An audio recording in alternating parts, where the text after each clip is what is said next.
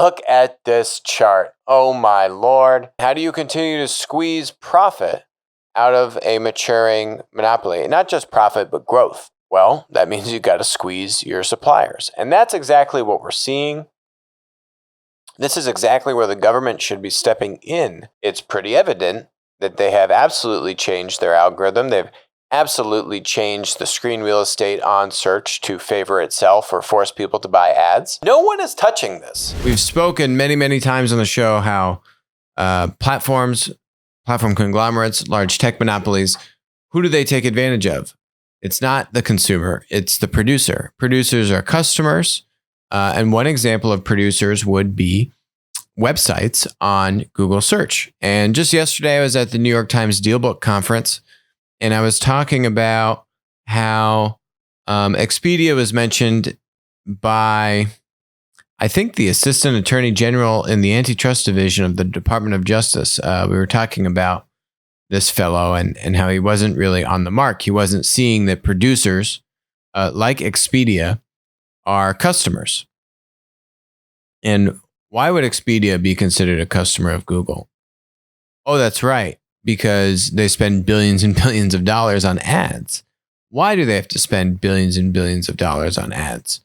Because Google is taking advantage of its producers in the sense that they're cramming down an Expedia in the search result rankings, essentially forcing them to buy ads to stay relevant, right? So the organic traffic that Google used to be sending to its producers' websites, Google is now forcing them to buy ads.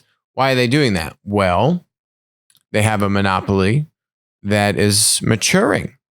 And how do you continue to squeeze profit out of a maturing monopoly? Not just profit, but growth. Well, that means you've got to squeeze your suppliers. And that's exactly what we're seeing.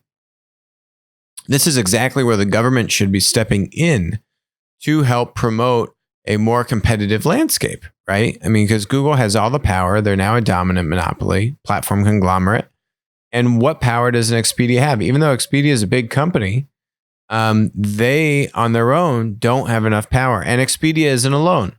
We've spoken on the show in the past about, we've chronicled how the CEO of Trip Advisor, CEO of Yelp, have not only come out and said that Google is doing the same exact thing to them, but Google's actually copying their local, provider content, and then serving that up as their own content. And so you're seeing now Google, similarly to an Amazon, compete in a linear way, right? Where Google is offering their own local search results or travel options, right?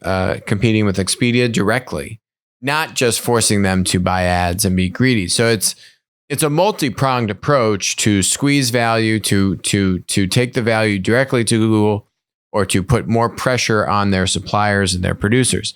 And so we've seen that today in the results. We're seeing today Expedia and Trip Advisor came out with their earnings. Expedia is down 27%. Oh. And Trip Advisor is also down more than 20%. Both of them are blaming a decrease in Google search results. They missed big time. That's why they're down by they just lost over a fifth, or over a fourth of their market cap. Gone. Why is that happening? Well, you're not going to find it in that article. We're going to go to the Twitter sphere. Here we go. Modest proposal. Helping us out. Look at this chart. Oh my Lord. Yikes. What is this chart showing us? Okay. Black line at the top is zero-click search percentage. That means you punch something into Google and you look at the results, but you don't click on anything. Very bad news for Google that this line continues to go up. What is the blue line in the middle that is going down?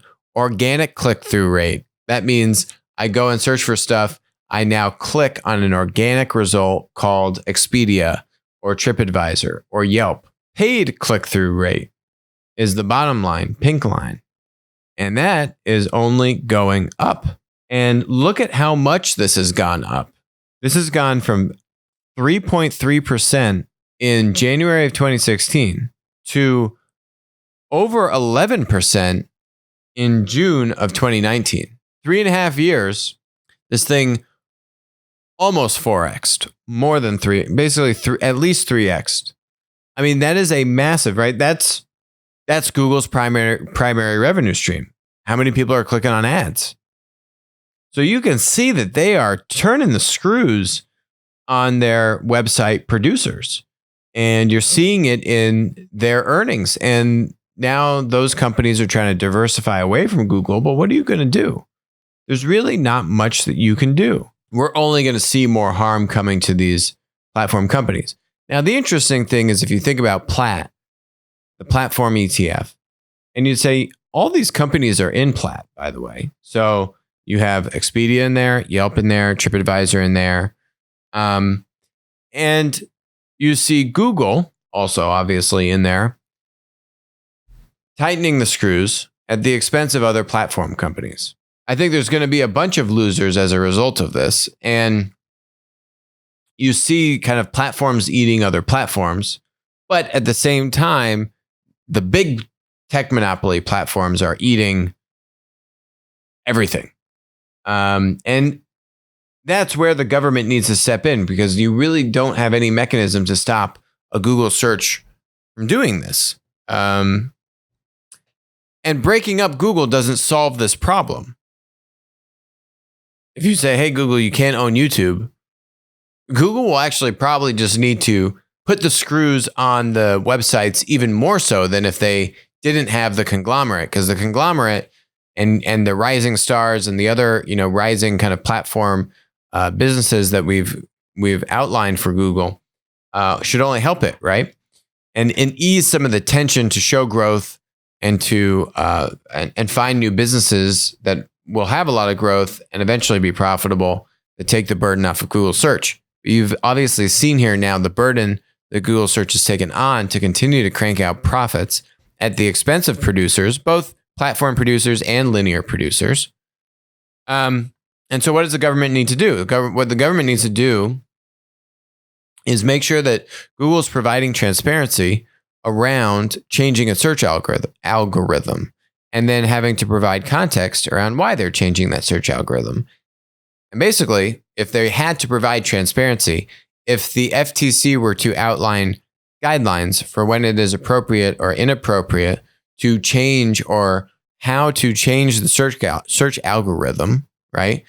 And you were to actually then spot check the results, and you say, here is search algorithm as of 6 months ago, and then you can have 10,000 different spot check sample searches, right? You put in keywords just like you're tracking a inflation basket, right? I've got 100 goods in a basket, and I'm going to track the prices of how these things go up or down over the period of time. I've got 10,000 keyword searches. It could be around flights. It could be around travel. It could be around local search listings. Google doesn't need to know what those 10,000 keywords are. The FTC tracks what websites are coming up and in what order, and then can easily now track and say, okay, how much screen real estate is given to the Google proprietary listings? How much screen real estate is given to the third-party players? How much screen real estate is given to the ads? And so on and so forth. And then they can have Google try to explain themselves. What would happen if they had set this structure up right now is Google would be in a pickle, and it's pretty evident that they have absolutely changed their algorithm. They've absolutely changed the screen real estate on search to favor itself or force people to buy ads. You're seeing that in the earnings results of these companies. And then the FTC can take action and say, well, this is inappropriate. You are actually putting your customers, these are producers, at a disadvantage. And you are a monopoly because, where does 80+% of their search traffic come from? Oh, it's Google. So you're a monopoly. You can't just turn the screws on these people unless you have a pretty good reason. You've now changed the rules just arbitrarily because you clearly want more profit. And yeah, that's not okay. We're going to fine the hell out of you. And okay, that's a potential solution. But no one is touching this. It's like I'm at this conference yesterday, And they just talk about privacy, and they talk about, do consumers have choice? It's a joke. It doesn't get any clearer. These guys, these players are losing billions of dollars in value. And guess where it's going? Not going to change anytime soon, given the rhetoric that's coming out of the Department of Justice and the FTC. Hi, this is Alex from Winner Take All. Thanks for joining us. Hope you enjoyed the content. Feel free to leave a comment, ask us questions, and definitely make sure to join us on our next live stream.